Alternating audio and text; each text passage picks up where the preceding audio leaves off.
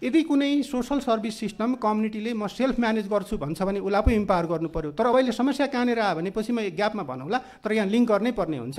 त्यो भने के भने लोकल गभर्मेन्ट म आफैले ड्रिङ्किङ वाटर सिस्टम चलाउने हो कि मेरो चाहिँ यत्रो धेरै कम्युनिटी बेस्ड सप्लाई सिस्टमहरू छ, अरू कतिपय ठाउँमा अब गभर्मेन्ट म्यानेज पनि होला होइन, कतिपय ठाउँमा जस्तो प्राइभेट सेक्टरले पनि गरे होला।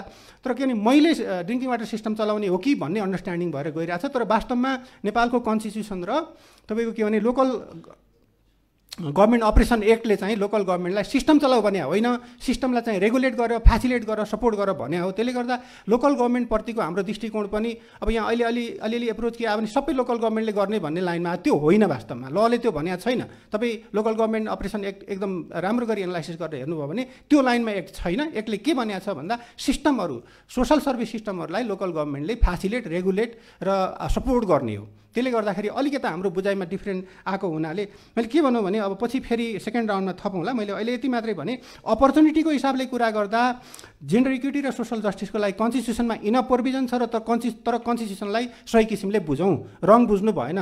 लेख्ने समानुपातिक समावेशी सिद्धान्त भन्ने 33 भन्दै जाने हामीले नै कुरा बिगार्यो भन्छु म चाहिँ, त्यो होइन।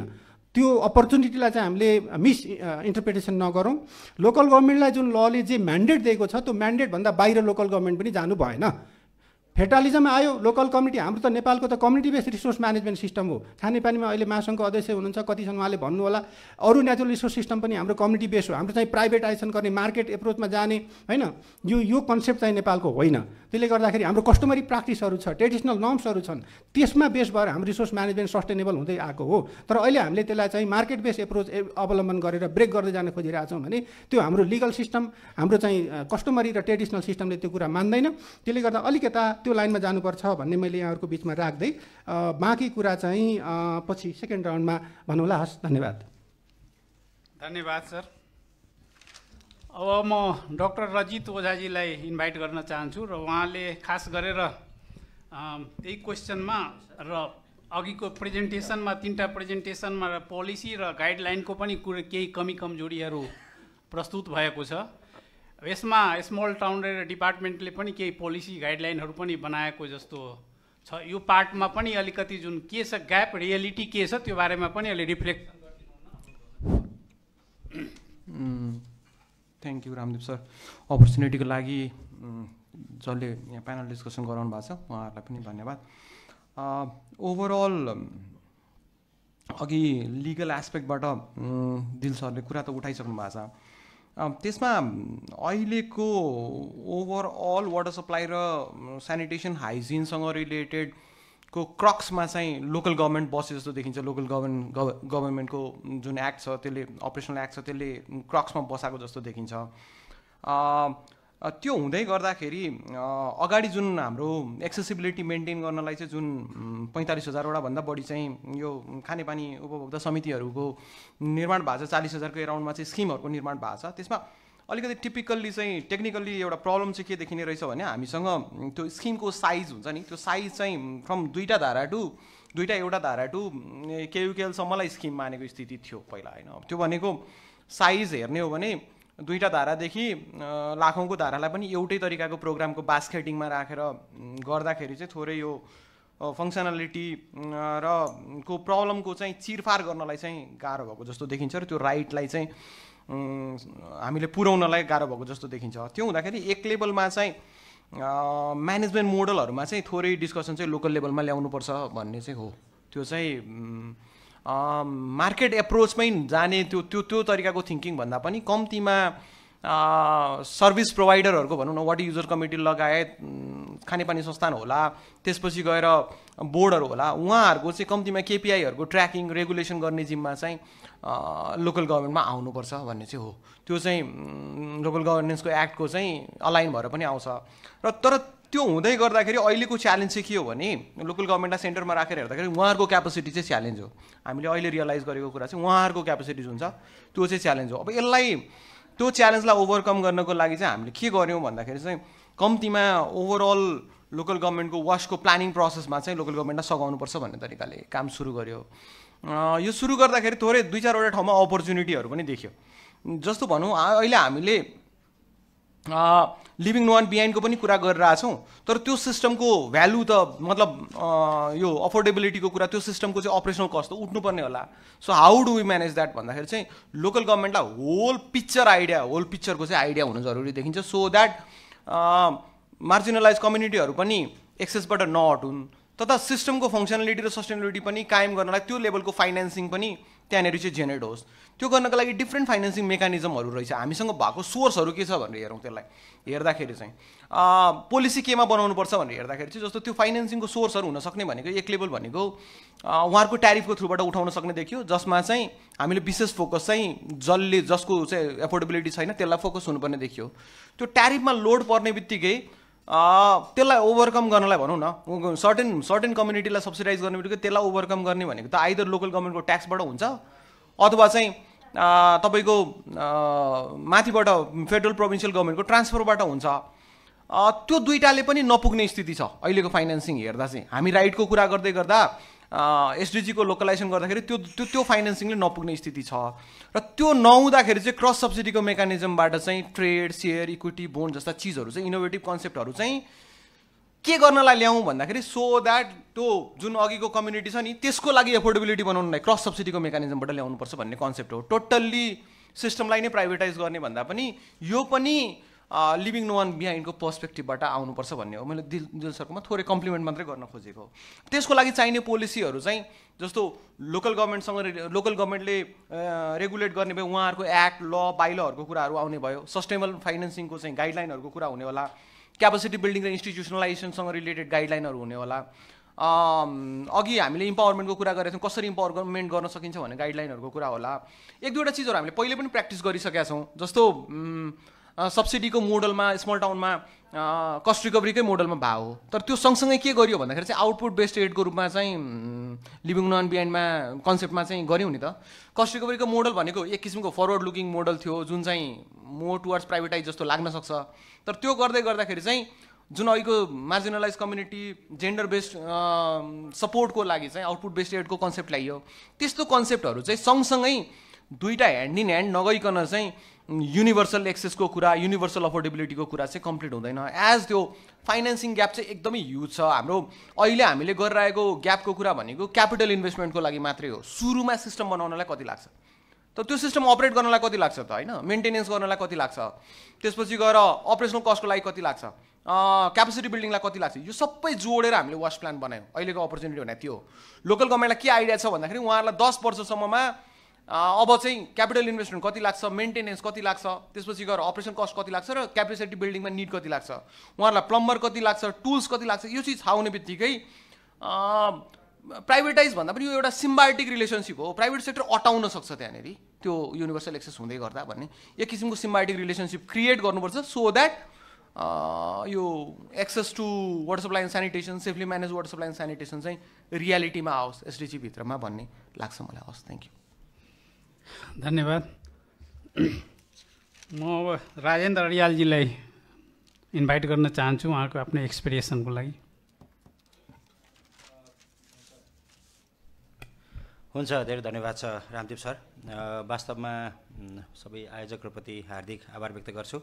खास गरी यो पानीमाथिको अधिकार, खास गरी हामी आज वासको कुरा गरिरहेका छौँ, तर आज सेनिटेसन र हाइजिनको खास त्यति फोकस भइरहेको देखेको छैन। मैले वाटरको मात्रै कुरा भइरहेको आज देखेको छु। खास लर्निङ रिसर्चरले पनि त्यो खालको कुराहरू देखिरहेको छ।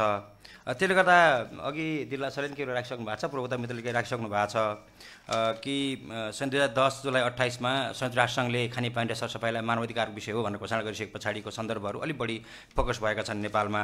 त्यसपछि धारा 35को संविधानको धारा 35को धारा 4मा खानेपानी र सरसफाइ मौलिक हकको रूपमा स्थापित भइसके पछाडि त्यसको कार्यान्वयनको विषयवस्तुहरू अलिक जटिल बनेको छ। त्यस सँगसँगै संविधानको अनुसूची 7लाई हेर्दाखेरि पनि सङ्घ र प्रदेशको साझा सूचीभित्र खानेपानीको अधिकारको सूची छ। त्यसै गरी अनुसूची 8 भित्र चाहिँ स्थानीय तहको अधिकारको सूचीभित्र चाहिँ एकल अधिकारभित्र पनि खानेपानीको सूची छ। त्यसै गरी खानेपानी सरसफाइको सूची छ। त्यसै गरी अनुसूची 9 भित्र गएर हेर्दाखेरिमा चाहिँ सङ्घ प्रदेश स्थानीय तहको अधिकारको साझा सूचीभित्र पनि खानेपानीलाई राखिएको छ। र अब सबभन्दा हेर्दाखेरिमा चाहिँ खास गरी यो संहिताको कार्यान्वयन सँगसँगै यो कार्यान्वयनको विषयहरूको अलिक जटिल मोडमा चाहिँ मैले अगाडि बढेको देखेको छु। खास गरी 3 तहको सरकारको यो खानेपानीमाथिको अधिकारको लडाइँ चाहिँ कायमै छ। मैले एउटा ज्वलन्त उदाहरण कहाँ भन्न सक्छु भने जतिखेर यो खानेपानी सरसफाइको ऐन होइन अब चाहिँ त्यो प्रस्तावित ऐन चाहिँ संसदमा पुगेर त्यसपछि फेरि विकास तथा प्रविधि समितिमा छलफल हुँदै जाने क्रममा अरू दफाहरू छलफल हुँदै हुँदै गए। तर 3 तहको अधिकार के हो भन्ने बिचमा ठुलो विवाद भएर त्यसलाई स्थगित गरेर अरू बाँकी छलफल गरिसके पछाडि मात्रै पछि त्यसलाई फेरि चाहिँ छलफल गरेर एउटा चाहिँ साझा सहमतिमा टुङ्ग्याइयो। यसरी हेर्दाखेरिमा चाहिँ अझै पनि अधिकारको लडाइँ चाहिँ बाँकी छ। यसले हेर्दा यो 3 तहको बिचको अधिकारको लडाइँ बाँकी छ र खास गरी अवसरहरू पनि धेरै छन्। खास गरी अब स्थानीय सरकारको जिम्मेवारीमा यो अलिक बढी परेको देखिन्छ। त्यसो हुँदाखेरिमा चाहिँ नि खास गरी स्थानीय सरकारले अब खानेपानी तथा सरसफाइ तथा संस्थाहरूलाई एउटा नियमन गर्ने निकायको रूपमा त्यसलाई चाहिँ अरू अगाडि जाने सहयोग गर्ने निकायको रूपमा रहनुपर्छ। तर मैले केही ठाउँहरूमा उदाहरण रूप देखिरहेको छु जस्तै धादिङ बेसी खानेपानी अन्त खानेपानीहरूमा पनि नगरपालिका आफैले खानेपानी चलाउँछु भनेर चाहिँ नि उपभोक्ता समितिहरूमाथि हस्तक्षेप गर्ने र त्यसलाई समिति डिजल्भ गरिदिने र चाहिँ एउटा त्यसलाई आफ्नो ढङ्गले चाहिँ नि राजनीतिकरण गर्ने खालको कामहरू केही सुरुवात भएको छन् स्थानीय तहबाट। त्यसले गर्दा यो चाहिँ विडम्बनापूर्ण कुरा छ। त्यो हुन खास गरी खानेपानीमाथिको राजनीति दलीय राजनीति चाहिँ बन्द हुनुपर्छ भन्ने कुरा मैले अलिकति यसलाई चाहिँ नि जोड्न खोजेँ खास गरी। त्यसपछि अलिकति आवश्यकता पहिचान र परिचालनको कुराहरू पनि त्यहाँबाट गर्न सकिन्छ नि त तल जाँदाखेरिमा त्यो खालको कुराहरू छन्। र साँच्चै नै उपभोक्ता समितिहरू र स्थानीय सरकारको बिचमा अथवा चाहिँ नि प्रदेश अथवा सङ्घीय सरकारको कुरा भन्दा एउटा साझेदारीमा गर्दाखेरिमा चाहिँ नि एउटा माग दाबी गर्न सजिलो भएको छ, जनताको बिचमा पहुँच पुर्याउन सजिलो भएको छ। महिला बालबालिका पछाडि पारेका समुदायहरू होइन यी सबै वर्गको चाहिँ एउटा प्रत्यक्ष रूपमा अहिले चाहिँ अब एउटा जनप्रतिनिधिहरू भइसँग भेटघाट भइसके पछाडि चाहिँ हामीले त्यसलाई एउटा अगाडि सम्वादको मात्रै अगाडि लान सक्छौँ भन्ने कुराको अवसर प्राप्त भएको छन्। र खास गरी अहिले पनि त्यो हिजो जसरी सङ्घीय सरकारबाट चाहिँ सानातिना योजनाहरू चाहिँ एउटा दिइन्थ्यो खास गरी इस्टिमेट बिना नै त्यसरी चाहिँ केही कुराहरू थोरै बजेट हालिदिने अनि योजना सुरु हुने लथाले अनि वर्षौँसम्म चाहिँ सम्पन्न नहुने खालको जुन परम्परा थियो त्यो अहिले पनि केही ठाउँहरूमा स्थानीय तहहरूमा अझ त्यो पनि देखिन्छ। किनभने त्यो बजेटमुखी के अरे चुनावमुखी बजेट बाँड्ने र खास गरी चाहिँ त्यो यति लाख रुपियाँ लैजाऊ योजना चलाऊ भनेर भन्ने तर चाहिँ खास गरी डिपिआर नगरिकन गर्ने कामहरू अहिले पनि देखिन्छ। त्यसले गर्दा यी चिजले गर्दा योजनाको दिगोपना हुन सक्दैन। यो कुरामा अलिकति मैले खास गरी जोड्न खोजेँ। र खास गरी यो नीति नियमहरू बनेका छन् बन्दै पनि गइरहेका छन् थप तर त्यो कार्यान्वयनको अवस्था चाहिँ जटिल छ। त्यसले गर्दा हामीले चाहिँ त्यो देखिरहेका छन्। त्यसले गर्दा अलिकति अब हामीले कार्यान्वयन भएको छ कि छैन भनेर हेर्नुपर्ने दायित्व पनि हामीले महसुस गरेका छौँ। खास गरी जर्सोदेन 49बाट हाम्रो खानेपानी सरसफाइ क्षेत्र गाइडेड भएको थियो। त्यस पछाडि आएर चाहिँ अहिले स्थानीय सरकार सञ्चालन ऐन 2074ले पनि त्यो अनुसार अगाडि बढिरहेको अवस्था देखिन्छ।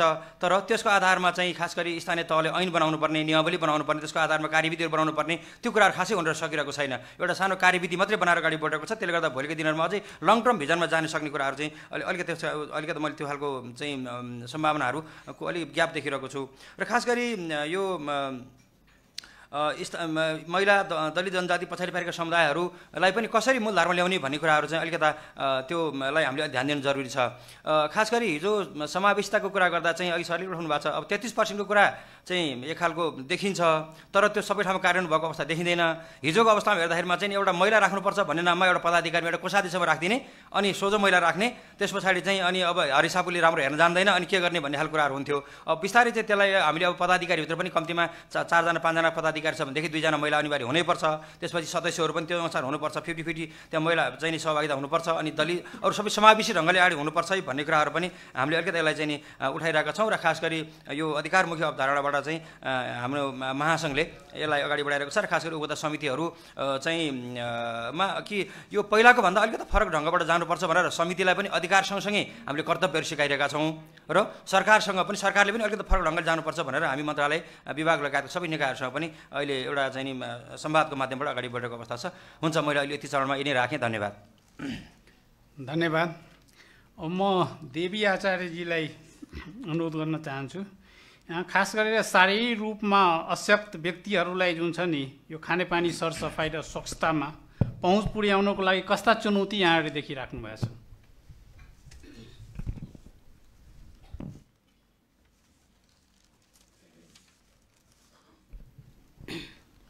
सर्वप्रथम त मैले आयोजक टिमलाई धेरै धेरै धन्यवाद दिन चाहन्छु जुन आजको यस विशेष कार्यक्रममा अपाङ्गता भएको व्यक्तिहरूको पनि प्रतिनिधित्व गराइदिनु भएकोमा र मेरो नितान्त रूपमा पहिलो कार्यक्रम हो यो वासको र आज म यो कार्यक्रममा समावेश भएदेखिबाट पानी पानी पानी र सरसफाइ भनिरहँदाखेरि मैले मेरो आफ्नो अपाङ्गता भएको व्यक्तिहरूको समुदायलाई एकदमै धेरै कम्पाइल गरेँ मैले, जो कि एउटा कुराले अपाङ्गता भएका व्यक्तिहरूले पानीमा एक्सेस भए पनि त्यो पानी पिएर हिँड्न नसक्ने स्थिति छ उहाँहरूको। किनभने अपाङ्गता भएको व्यक्तिहरूको लागि अब काठमाडौँको सहरमै त अपाङ्गता मैत्री शौचालयहरू छैनन्। त्यसमा पनि 1-2वटा अपाङ्गता मैत्री शौचालयहरू बनाइएको छ, त्यो पनि एकदमै फोहोर, एकदमै दुर्गन्धित, एकदमै जानै नसक्ने छन्, त्यहाँसम्म उहाँहरूको पहुँचै पुग्दैन।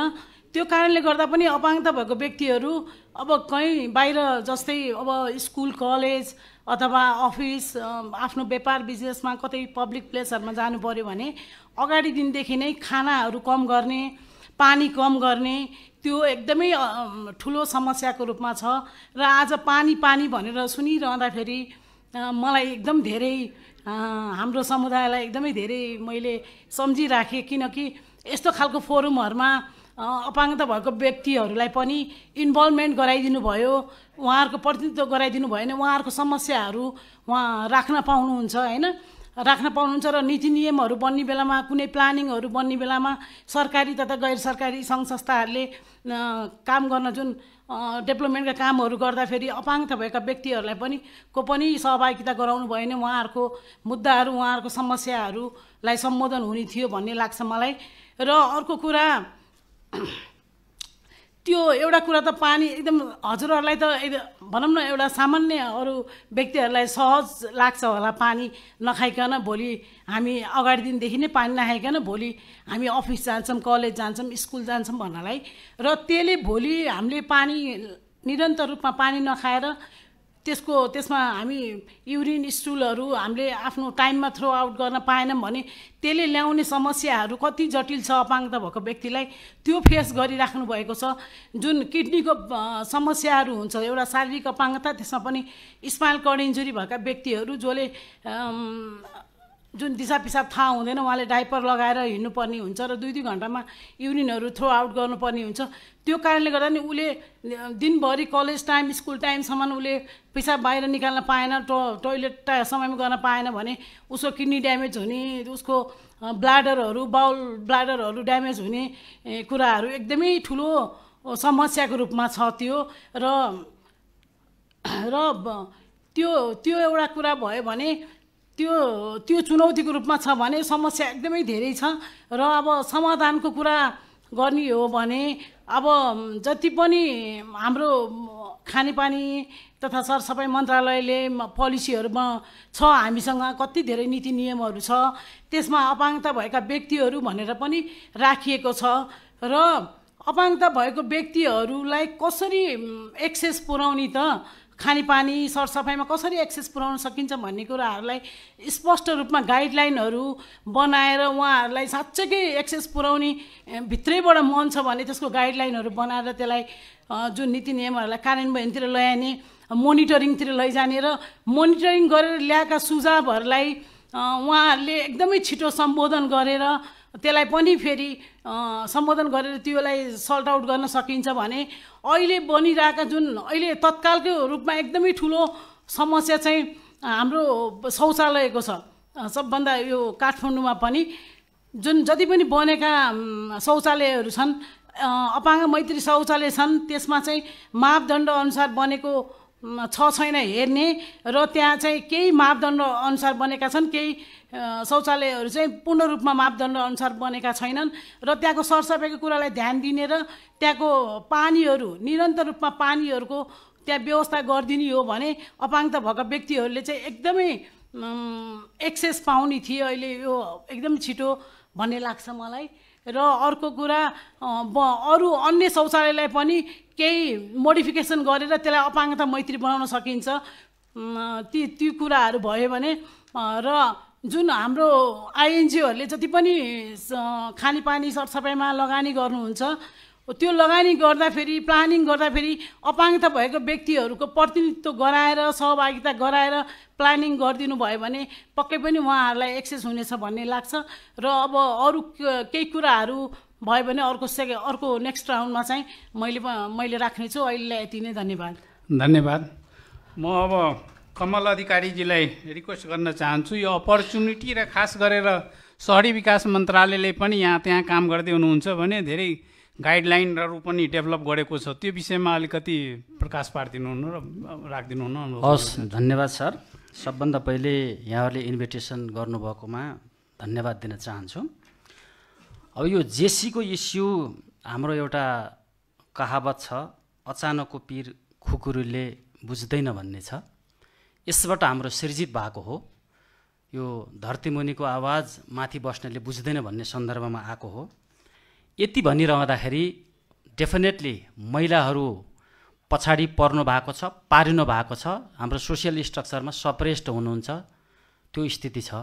तर पनि हामीले यहाँ एउटा क्रिटिकल क्वेसन चाहिँ के ख्याल गर्नु पर्यो भने, अब जेन्डर भनेको महिला र पुरुषको पावर डाइनामिक्सको कुरा गर्छ।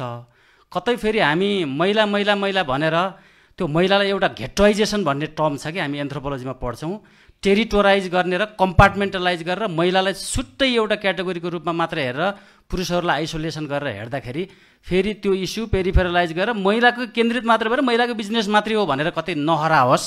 त्यसकारण यो जेन्डर हेर्दाखेरि हामी फेमिनिस्ट पर्सपेक्टिभबाट हेर्दाखेरि पावर डाइनामिक्सको रूपमा हेरौँला। यो अलिकति कन्सेप्चुअल कुरा मैले गरेँ।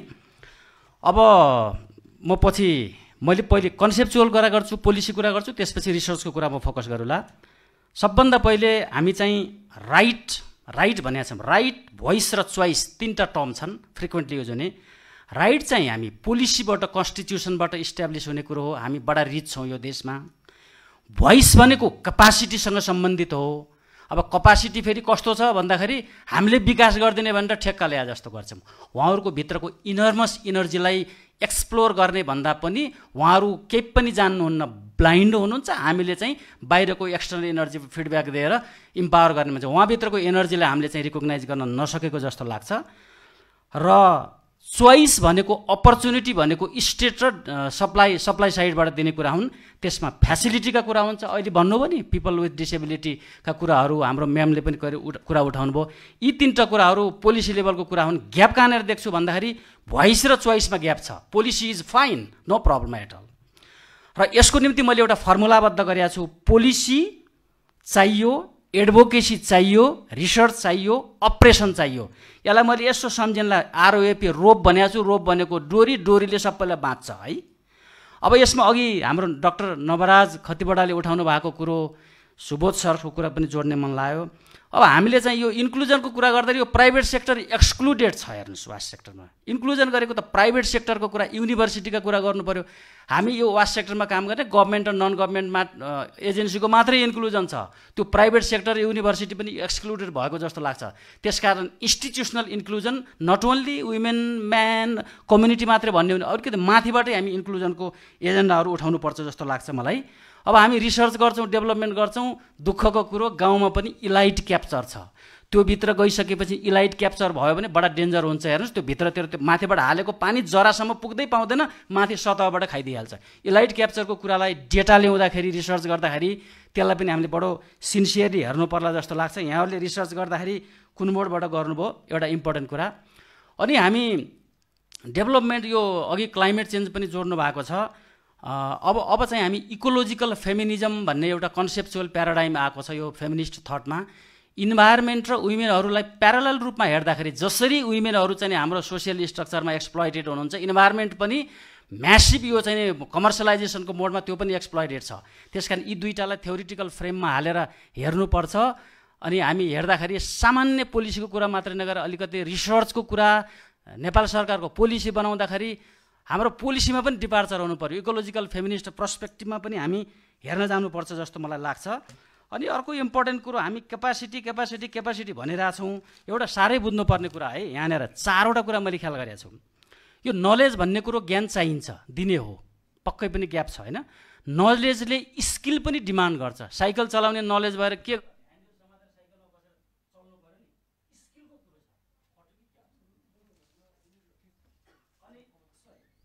अनि नलेजले स्किल अनि क्यापेसिटी, नलेज स्किल र क्यापेसिटीको कम्बिनेसन भयो भने कम्पिटेटिभनेस आउँछ। हामीले इम्पावर गर्ने भन्छौँ, यो चाहिँ नियो लिबरल मार्केटमा कम्पिट गर्न नसक्ने गरी महिलाहरूको इम्पावरमेन्ट गरेर के काम छ? क्यापासिटी छ, त्यो बजारमा गएर कम्पिट गर्नु पऱ्यो नि। यसमा प्राइभेटाइजेसनको कुरो हुनसक्छ, इन्कम जेनेरेसनको कुरो हुनसक्छ। त्यसकारण नलेज, स्किल, कपासिटी र कम्पिटेटिभनेसको 4वटा प्यारामिटरलाई हेरेपछि मात्रै इम्पावरमेन्टको कुरा हुन्छ हेर्नु समग्रमा। अघि एउटा भन्नुभएको थियो गजबको शब्द, कस्मस अफ रिसर्च भन्नुभएको छ। कस्मस अफ जिसी खोज्नुपर्ने भयो। अब हामी एडभोकेसी लेभलमा पनि त्यसरी जानुपर्छ जस्तो मलाई लाग्छ। म पहिले कन्सेप्चुअल कुरा गर्छु, पछिल्लोचोटि म रिसर्चका कुरालाई म फोकस गरौँला। अब यो जेन्डरका कुराहरू हामी चाहिँ के भन्ने गरेका छौँ भन्दाखेरि यो त क्रस कटिङ इस्यु भनेका छौँ। त्यो एमर्फस भन्ने शब्द हुन्थ्यो नि, धुलो, त्यसबाट क्रिस्टल बनेन, जेसीको आइडेन्टिटी हरायो। जेसी भन्ने इस्युकै आइडेन्टिटी हराइसक्यो। यो एकदम एमर्फस भयो, धुलो भन्यो, क्रम्बल भयो, त्यसलाई क्रिस्टलाइज गर्नु पर्यो। त्यसकारण यसलाई जेसीलाई क्रस कटिङ इस्यु हो भनेर यसको सानो रूपमा जेसीलाई हेरिदिनु भएन। यो डोमिनेन्ट थिम हो डेभलपमेन्टको। जसरी हाम्रो चाहिँ पाइप बन्छ, जसरी पानीको स्ट्रक्चर बन्छ, त्यो जेसीको पनि आफ्नै कम्पोजिसन छ। त्यसलाई चाहिँ प्यारलली हेऱ्यो भने मात्रै यो जेसीको इम्पावरमेन्टको कुराहरू हुन सक्छन्। अनि एउटा अर्को यो धेरै आएको यो रेटोरिक, यो पार्टिसिपेसन। अब त्यो पार्टिसिपेसन सुन्दा पनि बडा बर्बाद भइसक्यो। यो धेरै पार्टिसिपेसन युज गरेर यो इम्पावर गर्ने भने डिसइम्पावर भएको जस्तो मलाई लाग्छ। अलिकति हामीले काम गर्दाखेरि हाम्रो पोलिसीले अपरेसनमा गएको छ कि छैन भनेर हेर्नु पर्यो कि। अब हामी एउटा चाहिँ फ्यासिलिटी र इन्जिनियरिङ हिसाबले हामी अडिट गर्छौँ, टेक्निकल अडिट गर्छौँ। त्यो जेसीको अडिट भन्ने अघि मीना म्याडमले कुरा उठाउनु भएको थियो। धन्यराम सर यहीँ हुनुहुन्छ। म खानेपानी विभागको सामाजिक समन्वय परिचालन शाखाको प्रमुख हुँदाखेरि युनिसेफको सपोर्टमा एउटा हामीले जेसी गाइडलाइन पनि बनाएको थियौँ। अब हामीले अडिट जसरी चाहिँ महालेखाले अडिट गर्छ, जसरी सतर्कताले अडिट गर्छ, अब समाजशास्त्री मानवशास्त्री अडिट पनि त हुनु पऱ्यो नि त्यो प्रोजेक्टहरूमा। त्यस कारण जेसी अडिट र सिग्नेचर नगरेर त्यो प्रोजेक्ट अगाडि बढ्दैन भन्ने चाहिँ एउटा कम्पल्सन राख्यौँ भने अनि न त इन्जिनियरिङ फिक्स हुन्छ न त समाजशास्त्री फिक्स हुन्छ। त्यहाँ बडो गजबको मर्जर र कम्बिनेसन हुनसक्छ। यसरी हामीले कन्सेप्चुअल डिपार्चर गर्नुपर्छ जस्तो लाग्छ। अब शहरी विकास मन्त्रालयको कुरा पनि गर्नुभयो। खानेपानी सेक्टरको सबै विज्ञ हुनुहुन्छ। म भर्खर गएको छु, 6-7 महिना भएको छ। त्यहाँ जे होस् उहाँहरूले जेसी भन्ने शब्द पटक प्रोनाउन्स गरेर देख्छु। मलाई खुसी लाग्छ, कमसेकम शब्द त प्रोनाउन्स भएको छ। पिपल विथ डिसेबिलिटी, बिल्डिङ बनाउँदाखेरि डिसेबिलिटीका इस्युका कुराहरू गर्नुभएको छ। स्ट्रक्चर बनाउँदाखेरि जेसीको कम्पोनेन्ट छ कि छैन भनेर हेर्नु भएको छ। त्यसकारण अब यो जेसी चाहिँ ग्लोबलाइज चाहिँ भएको छ, कस्मिक वर्ल्डमा त गएको छ।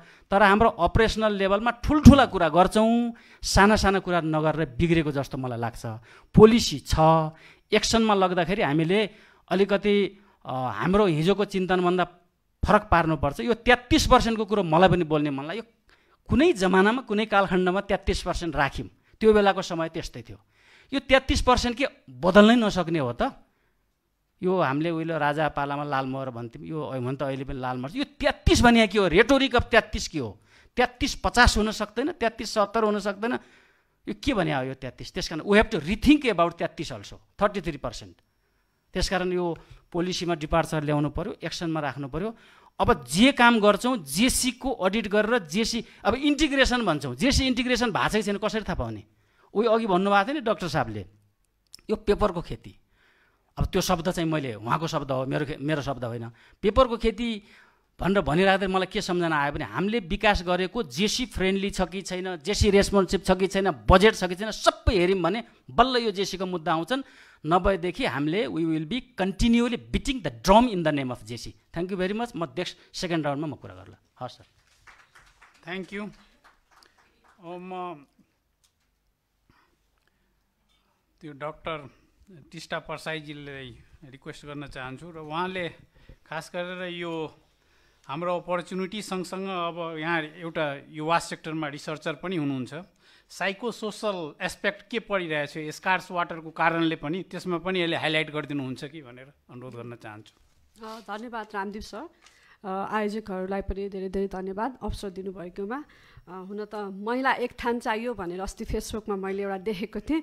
सायद यो महिला सहभागिता को अहिले कुराहरू उठिरहेको छ होइन।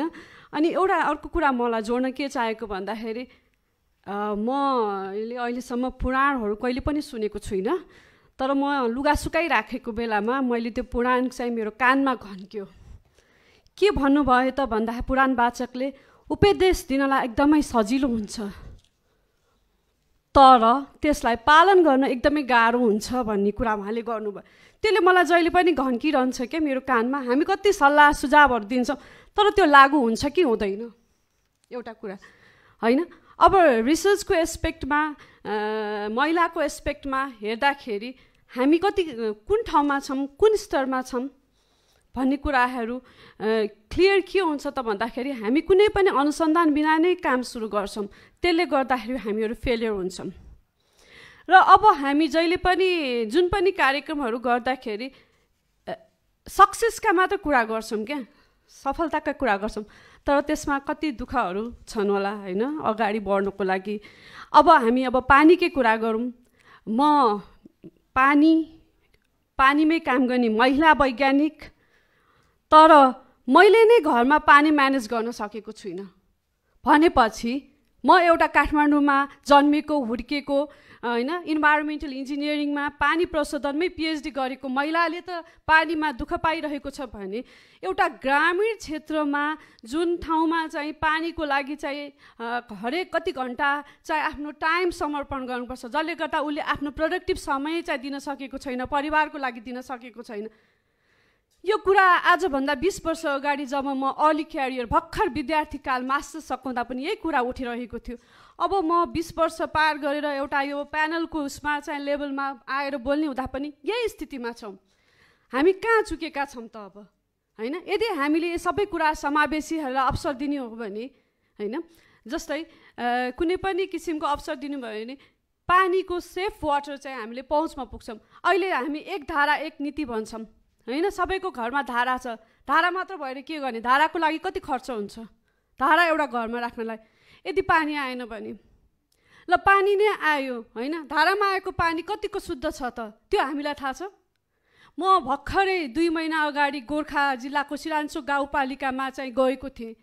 त्यसमा मैले एउटा पानी सम्बन्धी अन्तर्क्रियात्मक कार्यक्रम गरेँ, पानीको जनचेतनाको कुराहरू गरेँ, पानी उपभोक्ता समितिसँग मैले कुरा राखेँ।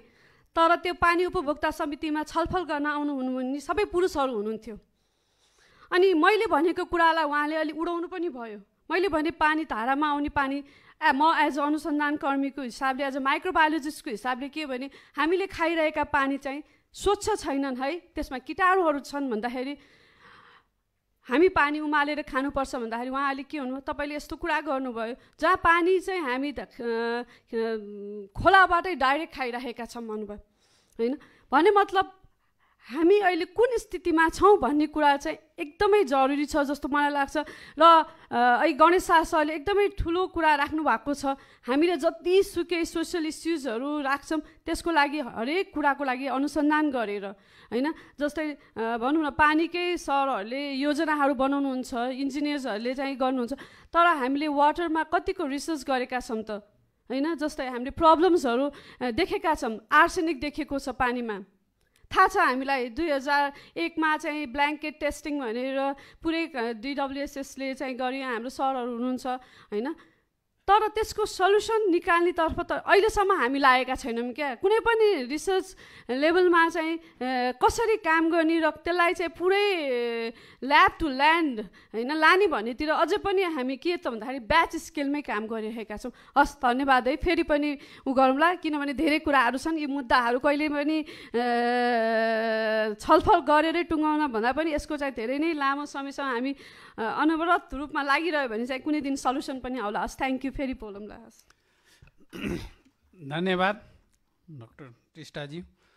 अब यो हामी सेकेन्ड राउन्डमा जान्छौँ र सेकेन्ड राउन्डमा यहाँ सम्पूर्ण प्यानलिस्टज्यूहरूलाई अनुरोध गर्न चाहन्छु, टाइमको पाबन्दीले गर्दाखेरि यहाँले टेक होम मेसेज हुन्छ जो ग्याप प्रेजेन्टेसनमा उठेछ, यहाँहरूले अहिले जुन व्यक्त गर्नुभयो त्यसलाई चाहिँ आफ्नो आफ्नो साइडबाट यहाँको आफ्नो अनुभवको आधारमा 1 मिनटमा यहाँहरूले चाहिँ टेक होम मेसेज त्यो ग्यापलाई कसरी हामी हटाउन सक्छौँ भनेर त्यसमा केन्द्रित गरिदिनुहुन्न। म सबभन्दा पहिले राजेन्द्र अडियालजीलाई अनुरोध गर्न चाहन्छु। उहाँले उठाउनु भएको मुद्दा मूलधारमा यो कसरी ल्याउने भने एउटा ठुलो च्यालेन्जको रूपमा मैले उहाँलाई कसरी ल्याउने भने यहाँको के सजेसन छ भनेर अनुरोध गर्न चाहन्छु। हुन्छ, धेरै धन्यवाद छ सर। वास्तवमा अब यो जेसी भन्ने बित्तिकै महिला भनेर बुझ्ने चलन एउटा गलत छ। यो समावेशी अरू पनि हुन् भन्ने कुरा चाहिँ छैन। त्यसलाई अलिकति हामीले कसरी बुझाउने भनेर एउटा समुदायसम्म यसको मेसेज दिनुपर्ने एउटा जरुरी छ। र मैले अर्को एउटा चाहिँ मेन के जोड्नु भने हामीले चाहिँ महिलाहरूको सहभागिताको कुरा, अरू चाहिँ अपाङ्गता भएका अरू सबै सहभागिता कुरा गरिरहँदाखेरिमा चाहिँ अघि पनि उठ्यो, ऐनमा 33% को कुरा उठ्यो, तर होइन हामीले अब 50% भनेर किन नजाने है। म हाम्रो महासङ्घमा चाहिँ पदाधिकारीदेखि लिएर कार्य समितिसम्म सबै चाहिँ टिममा 50% महिला हुनुपर्ने, त्यसभित्र समावेशी हुनुपर्ने हाम्रो प्रावधान छ।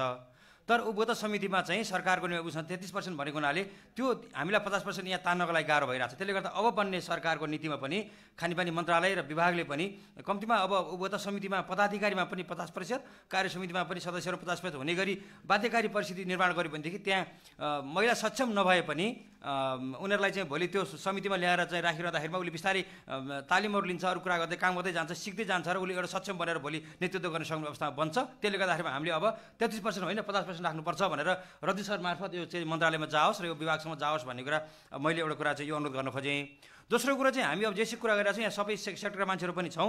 खास गरी खानेपानी मन्त्रालय यसको वास सेक्टरको लिड एजेन्सी हो, तर यो स्वास्थ्य मन्त्रालय, शिक्षा मन्त्रालय, सङ्घीय मामला तथा स्थानीय विकास मन्त्रालय, शहरी विकास मन्त्रालयहरूसँग पनि सम्बन्ध चाहिँ छ, तर एकदम क्लोज सम्बन्ध भइरहेको अझ पनि देखिरहेको छैन मैले। त्यसले गर्दाखेरिमा यो 4-5वटा चाहिँ मन्त्रालयहरूको बिच र त्योसँग तलसम्म जाने संरचनाहरूको बिचमा चाहिँ अलिकता त्यो ढङ्गले जाने भनेदेखि हामीले यो जेसीको कुरालाई सजिलोसँग चाहिँ लान सक्छौँ भन्ने कुरा मैले चाहिँ यसलाई कन्क्लुजन गर्न खोजेँ।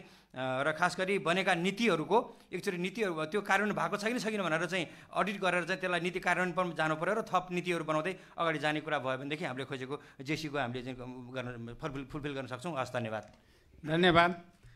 अब म यो कमल अधिकारीजीलाई इन्भाइट गर्न चाहन्छु। यहाँले उठाउनु भएको कुरोमा राइट पोलिसी हामीसँग पर्याप्त छ, भोइस र चोइसमा कमी छ भनेर यसलाई 1 मिनटमा यहाँको के सजेसन छ त्यसलाई फुलफिल गर्नलाई। हस्, धन्यवाद सर। मैले रिसर्चको फाइन्डिङ्सलाई रिफर गर्न चाहन्छु। Women led powered by man, यही नै रहेछ कुरो। हेर्नुहोस्, महिलाले नेतृत्व गर्ने समिति, तर त्यसको पछाडिबाट त्यो इन्भिजिबल ह्यान्ड भनेको पुरुषै छ अरे के। यही नै हो सबभन्दा ठुलो प्रब्लम। यहाँहरूले रिसर्चको त्यो फाइन्डिङ्स त गर्नुभयो, त्यो पावर इक्वेसनलाई कसरी बदल्न सकिन्छ भन्ने फाइन्डिङ्स गर्नुभयो कि भएन मलाई चाहिँ बडा क्रिटिकल्ली हेर्न मन लाग्यो है। हात त पछाडिबाट आउँछ त भन्नुभयो, त्यो हातलाई कसरी बदल्ने होला भन्ने चाहिँ फाइन्डिङ्स गर्नुभएको छ कि छैन। सबै क्वेसनको जरो यहीँ नै आएको देख्छु मैले। त्यसकारण यो पावर इक्वेसन चेन्ज नगरेसम्म सामान्य एजुकेसन एडभोकेसीले केही पनि हुँदैन। हेर्नुहोस्, मैले अघि एउटा शब्द युज गरेको थिएँ, बाजा बजाउने।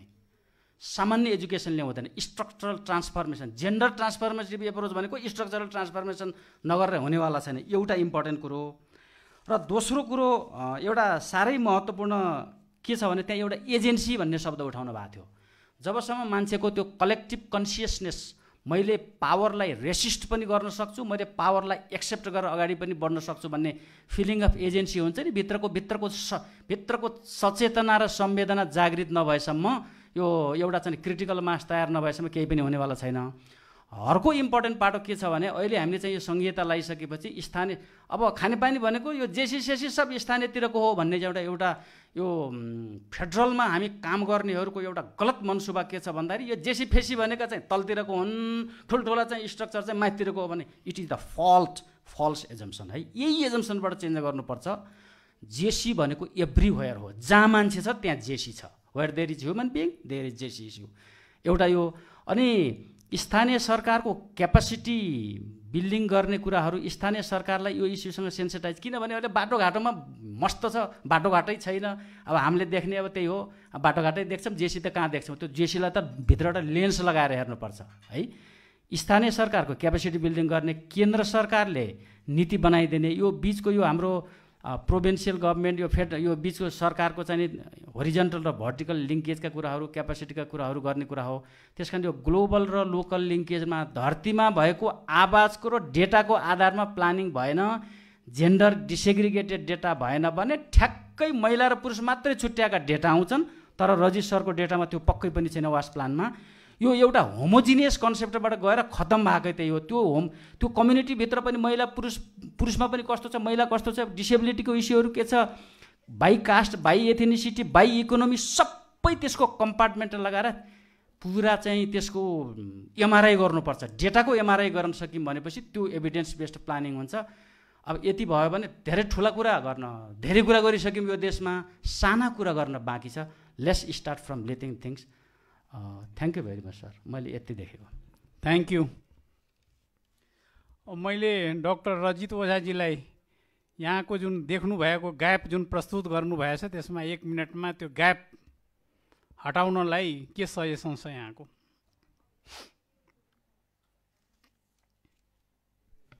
मलाई कमल सरले अलिकति सजिलो बनाइदिनु भएको छ, थ्याङ्क यू। अब मैले देखेको चाहिँ यो फर्स्टमा गर्नुपर्ने फर्स्ट काम भनेको लोकल गभर्मेन्ट सेन्टरमा भन्ने जुन चिज छ नि, त्यो कन्स्टिट्युसनदेखि लिएर अहिले आएको त्यो चिजहरू त्यसबाट पक्रेर सुरु गर्नुपर्छ। हाम्रो भनेको चाहिँ सपोर्टिङ एन्ड फेसिलिटेसन हुनु पऱ्यो। त्यो चिजलाई चाहिँ इन्स्टिट्युसनलाइज र क्यापेसिटी डेभलप गर्नको लागि चाहिँ सपोर्टिङ ह्यान्ड हुनु पऱ्यो। सँगसँगै अघिको कुरा यो सबै चिजहरूलाई चाहिँ डेटाले ब्याक गरिनुपर्छ। जस्तो अहिले हामीसँग जुन लेभलको डेटा सेट क्रिएट भइरहेछ त्यो चाहिँ एक लेभलमा गभर्मेन्टले मात्रै अपरेट गर्ने एनालाइसिस गर्ने स्थिति छैन। त्यो चाहिँ चिज गएर एकाडेमीसँग लिङ्केज हुन जरुरी देखिन्छ होइन। अब how to use those data to explore the opportunities भन्ने चाहिँ जस्तो त्यो त्यसले पोलिसीमा हिट गर्न सक्यो भने अपर्च्युनिटी चाहिँ त्यसबाटै क्रिएट गर्न सकिन्छ जस्तो लाग्छ। सँगसँगै डेटामा मैले थप्न खोजेको चाहिँ आज त्यो जेसीको भलनरेबिलिटीको कुरा आउँदै गर्दाखेरि चाहिँ त्यो डेटालाई चाहिँ इन्टरसेक्टरल डेटा सेयरिङको पनि एउटा कन्सेप्ट चाहिँ आउनु जरुरी देखिने रहेछ। यो चाहिँ एउटा अपर्च्युनिटीको रूपमा हुनसक्छ। एउटा इक्जाम्पल चाहिँ हामी भलनरेबल पपुलेसन भन्छौँ, तर त्यो भलनरेबिलिटीको एस्पेक्ट भनेको फ्लडको टाइममा होला, डिजास्टरको टाइममा, अर्थक्वेकको टाइममा होला, त्योसँग रिलेटेड डेटा चाहिँ तपाईँसँग एनडिआरआरएमएसँग हुने रहेछ, हाइड्रोलोजीसँग हुने रहेछ। अब त्योसँग हाम्रो एसेटको डेटा जोड्ने हो भने हाम्रो डेटा जोडिने रहेछ। यो 3-4वटा डेटा सेट। अनि पोभर्टी प्रोफाइलको डेटा गएर जेसीलाई ब्याकअप गर्ने भएन, सिबिएससँग भएको अरू डेटाहरू। यो चाहिँ सबै लेयरमा हेरेपछि मात्रै एउटा एनालाइसिस गर्न सकिन्छ।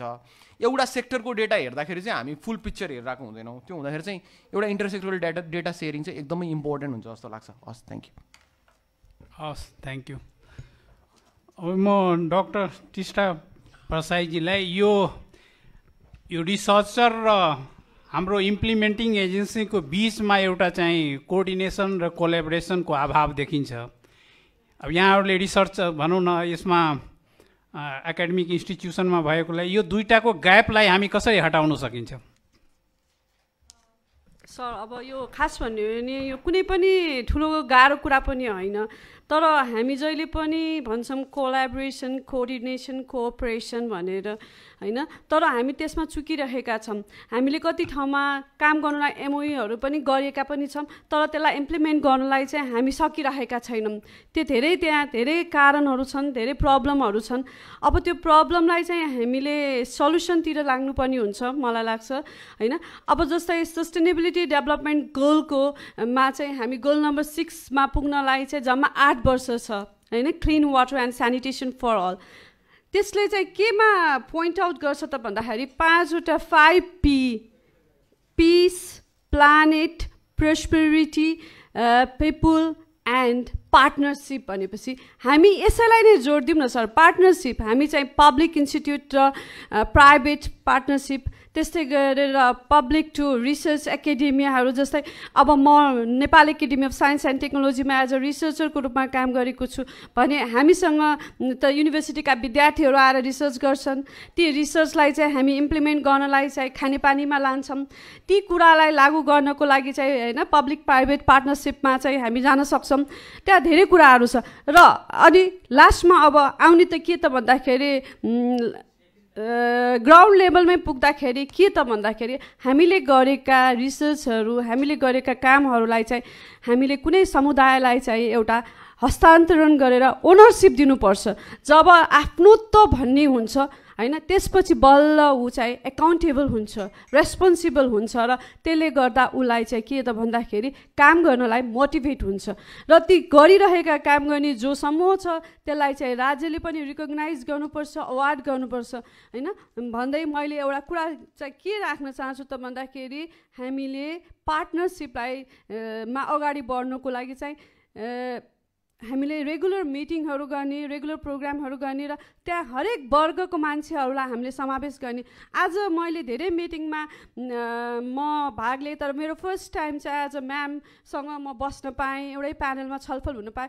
यो हामीले कुनै पनि ग्रुपको मान्छेको के त भन्दाखेरि भोइसलाई पनि सुन्नुपर्छ। त्यो भोइस सुनेपछि बल्ल प्लानर्स पोलिसी मेकर्सहरूलाई थाहा हुन्छ के गर्नुपर्छ त, होइन?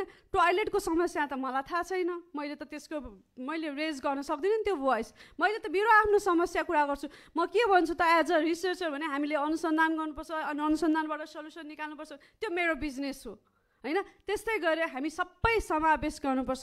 म एउटा डेटा भन्न चाहन्छु। हामीहरू जस्तै पढी लेखेको महिलाहरू नै जम्मा PhD गरेकै नेपालमा चाहिँ मैले हाम्रो एउटा नास्ट एउटा निकालेको थिएँ हुइजबाट, जम्मा 16% रहेछ। हस्, थ्याङ्क यू है, फेरि बोलौँला। Thank you. टाइम एकदम सर्ट। अब देवी आचार्यले केही टेक होम मेसेज भन्न, एकदम छोटोमा एकदम केही राखिदिनुहोस्। हस्, धन्यवाद सर। एकदमै छोटोमा मैले भन्छु। धेरै कुराहरू त फ्लोरबाट आइसकेको छ, हाम्रो प्यानलबाट पनि आइसकेको छ, मलाई पनि एकदमै नयाँ नलेज भएको छ आज।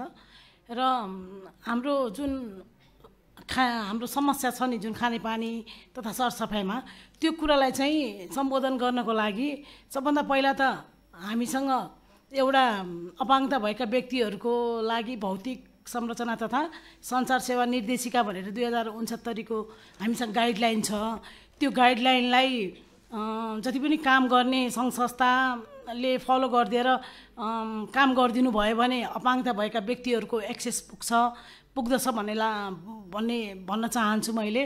र अर्को कुरा, बनेका जति पनि नीति नियमहरू छन् त्यसमा चाहिँ अपाङ्गता भएका व्यक्तिहरूको स्पष्ट रूपमा अपाङ्गता भएका व्यक्तिहरूको एक्सेस कसरी पुर्याउने भन्ने कुरालाई अब यहाँ यो फोरममा चाहिँ विभिन्न निकायको व्यक्तित्वहरू हुनुहुन्छ, जस्तै सरकारी गैर सरकारी सेक्टरको व्यक्तित्वहरू हुनुहुन्छ, र कसरी एक्सेस पुर्याउने भनेर गाइडलाइनहरू बनाउने र त्यसरी उहाँहरूलाई एक्सेस पुर्याउन सकिन्छ भन्ने लाग्दछ। र अर्को कुरा चाहिँ सहभागिताको कुरामा चाहिँ मैले जति पनि प्लानिङका कुराहरू, जति पनि कामहरू जुन अब सरसफाइको कामहरू, पानी तथा सरसफाइको कामहरू गर्नेभन्दा अगाडि प्लानिङहरू गर्ने बेलामा अपाङ्गता भएका व्यक्तिहरूलाई चाहिँ सहभागी गराउनु होला, प्रतिनिधित्व गराउनु होला। त्यो गराउनु भयो भने उहाँहरूको भोइस, उहाँहरूको भनौँ न एक्सेस पुग्छ भन्ने लाग्दछ। धन्यवाद। हस्, म लास्ट अब चाहिँ हाम्रो डिली सरलाई चाहिँ इन्भाइट गर्न चाहन्छु। उहाँले यो पोलिसी र लिगल एस्पेक्टमा जे कमी कमजोरी देख्नु भएछ त्यसलाई हटाउनलाई के छ यहाँको फाइनल सजेसन्स? धन्यवाद सर। वास्तवमा हामीले संविधानमा के लेखेका थियौँ भने यो जति पनि संविधानले ग्यारेन्टी गरेका मौलिक हकहरू छन् त्यसको कार्यान्वयनका लागि हामीले संविधान तर्जुमा भएको भन्नाले लागू भएको 3 वर्षभित्र कानुन चाहिने रहेछ भने बनाउँछौँ भनेर लिगल्ली कन्स्टिट्युसनल्ली कमिटमेन्ट गरेका थियौँ। तर अनफर्चुनेटली संविधानमा भएका धेरै मौलिक हकहरू कार्यान्वयनका लागि कानुन बने तापनि खास गरी खानेपानी तथा सरसफाइसँग सम्बन्धित जुन फन्डामेन्टल राइट हो त्यसको अपरेसनलाइज गर्नलाई हामीले अहिलेसम्म पनि कानुनलाई पार्लियामेन्टबाट पारित गर्न सकेका छैनौँ। पार्लियामेन्टमा गएर खानेपानी विधेयक त्यहाँ होल्ड भएर बसेको छ, त्यसमा सर्टेन कम्प्लेक्सिटीहरू छन्।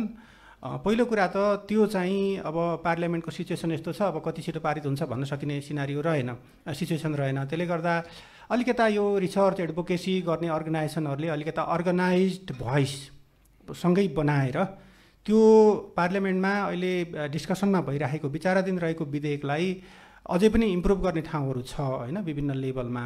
त्यसलाई चाहिँ हामीले खास गरी संविधानले ग्यारेन्टी गरेका मौलिक हकहरू खास गरी जेसी र सोसल इन्क्लुजनसँग जोडिएका, जेन्डर इक्विटी र सोसल इन्क्लुजनसँग जोडिएका कुराहरूलाई समेत सम्बोधन हुने गरी त्यसलाई समेत सम्मान गर्ने गरी त्यसमा एड गर्न लगाउने र त्यो छिटोभन्दा छिटो पारित गर्न लगाउने एउटा क्याम्पेन प्रेसर क्रिएट गर्न सकियो भने त्यसले अलिकता हामीलाई एचिभमेन्ट होला भन्ने लाग्छ, पहिलो कुरा। अर्को कुरा, हामी वास्तवमा कस्तो भयो भने त्यो कानुन त्यहाँ ब्लक भएर बसिरहेको छ। हामी पुरानो जलस्रोत ऐन 2049 त्यसपछि त्यसका आधारमा बनेको खानेपानी नियमावली त्यही लिएर बसिरहेका छौँ। वास्तवमा भन्नुहुन्छ भने त्यति बेलाको जलस्रोत ऐन र खानेपानी नियमावलीमा लेखिएको अद्यपान्त सबै प्रावधानहरू हेर्दाखेरि मोर देन 80% प्रोभिजन चाहिँ यो कोलोनियल माइन्डसेटबाट लेखिएको छ। नेपालको बिउ बिजन कानुन एउटा ब्रिटिस लयर ल्याएर बनाइयो, उसले कोलोनियल माइन्डसेटबाट लेख्यो। अहिले हामीले कृषि क्षेत्रलाई कसरी ध्वस्त गऱ्यौँ, किसानहरूको बिउमाथिको अधिकारलाई कसरी खतमै गऱ्यौँ भन्ने कुरा हामीले देखेका छौँ। त्यसै गरी यो खानेपानीमा जलस्रोतमा चाहिँ कोलोनियल माइन्डसेटबाट कानुन नबनाऊ र हाम्रो फन्डामेन्टल राइट, हाम्रो सोसल अब्लिगेसन कन्ट्रीको होइन, कन्ट्री कमिटमेन्ट, यी कुराहरूलाई विचार गर्दै अहिलेको संसदमा विचाराधीन रहेको जलस्रोत के अरे खानेपानी नियमावलीलाई अलिकता त्यो लाइनमा लानलाई हामीले एक खालको इन्भाइरोमेन्ट क्रिएट गर्ने र त्यसका आधारमा अब अहिले नै फेरि अर्को खानेपानी नियमावली बन्न सक्ने स्थिति छैन। उही हामीले पुरानो जसले चाहिँ एकदम मार्केट कमर्सियलाइजेसनलाई मात्रै, लाइसेन्सिङ सिस्टमलाई मात्रै हाइलाइट गर्छ। अब त्यो कसले बनायो, किन लेख्यो, त्यसको पछाडि नजाउँ, त्यो कोलोनियल माइन्डसेटबाट प्रभावित छ। तर त्यसले त अब कामै गर्दैन। त्यसले गर्दा सम्भव भएसम्म नयाँ पार्लियामेन्टबाट पारित हुने ऐनलाई आधार मानेर र मौलिक हकलाई समेत सम्बोधन हुने गरी नयाँ खानेपानी नियमावली बनाएर मात्रै यो जेन्डर इक्विटी र सोसल इन्क्लुजन चाहिँ खानेपानी सेक्टरमा मेन्टेन गर्न सकिन्छ। अहिले हामीले ठिक छ, अब जेसी प्लानहरू, त्यसपछि गएर स्ट्राटेजी, यो प्रोसिड्युरहरू, गाइडलाइनहरू यी बन्दै गर्छन्। तर कुरा के हुन्छ भने जबसम्म माथि मुहान फोहोर छ, पोखरी सफा गरेर कामै हुँदैन। हाम्रो चाहिँ ऐन नै खराब छ भने त तपाईँले कसरी चाहिँ तल ऐनमा हाम्रो नियमावलीमा के लेखेको छ, मैले एकचोटि एकजना साथीहरूलाई भने पनि उपलब्ध भएमा 2 जना महिला राख्ने कार्य समितिमा भनेर। हाम्रा कानुन त्यस्ता छन्।